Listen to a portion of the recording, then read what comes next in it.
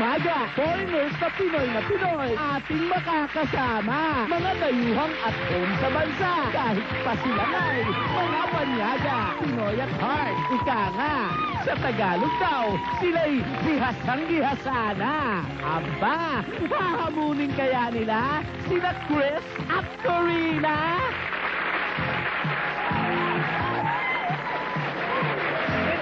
Si Mike Cohen hahabol. Okay. May hinihintay na balita lang. Pero itong ho, blonde ang buhok niya, blue ang kanyang mata. Saan po galing at bakit siya napadpad dito sa Pilipinas? Let's watch this. Eto pa ang isang kano from Virginia. 1986 nang isama sa Pinas ng Pinoy friends niya na in love sa Pinas at pinangarap na dito na tumira. Type din niyang Pinay ang mapangasawa. Siyang bagong recording artist ng Viva. Take note, puro Tagalog ang songs niya. Katawang kano, pusong Pinoy, bansag sa kanya. Si Larry Marshall, eto na! Magaling umaga sa inyo lahat. Hi, Larry!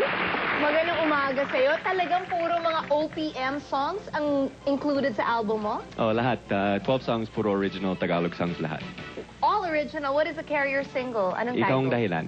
Ha? Ikaw ang dahilan. Kantahin mo naman yung refrain para medyo marinig namin ang boses mo pag Tagalog ang kinakanta mo. Ikaw ang dahilan, ako'y naririto. Ikaw ang dahilan, ang awit na ito'y nilikha ko at nabuo. Ikaw ang dahilan. Tama ang accent ko rin, Very impressive. Yung punto niya, parang puntong Pilipino talaga. Yes, Oo. kasi sino nga yung nag-attempt kumanta ng Tagalog kasama ni Martin? Brian McKnight.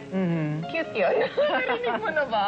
Medyo Americanong trying to sound Filipino. Oo, pero yung sa kay Larry, talagang Pinoy na Pinoy ang tunog. Alam ko, ipikit mo mata mo, iisipin mo Parang talaga. Pinoy. Yung pala, pag buklat mo ng mata mo, blondie. Blondie with blue eyes. Hindi naman contacts yan, Blue talaga. Blue talaga. Blue na blue talaga Oo ang mata nga. niya.